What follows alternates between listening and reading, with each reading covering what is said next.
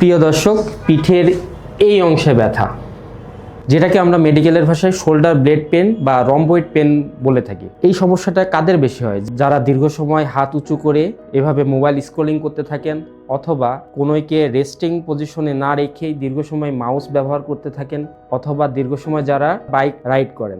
এক্ষেত্রে আজকে আমি বেস্ট দুটি এক্সারসাইজ দেখাবো, যার মাধ্যমে এই সমস্যা থেকে ইনশাল্লাহ পার্মানেন্ট একটি সমাধান পাবেন। প্রথম এক্সারসাইজটি হচ্ছে সোজা এইভাবে বসে হাতটাকে সোজা করুন, দেন এভাবে ঘুরিয়ে নিন, অপোজিট হাত দিয়ে এইভাবে ধরে এইভাবে সাইডে নিয়ে আসুন, নিয়ে এসে আমাদের শরীরটাকে সেম সাইডের হাঁটুর দিকে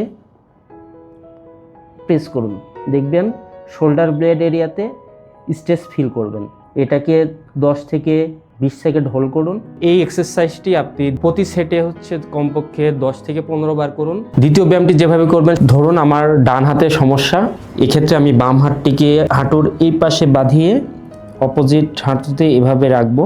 রেখে আমার যে হাতে প্রবলেম, এই হাতটি আমি ঘাড়ের দিকে নিব, ঘাড়ের পিছনে ধরে জাস্ট এইভাবে করব এবং উপরের দিকে উঠাবো।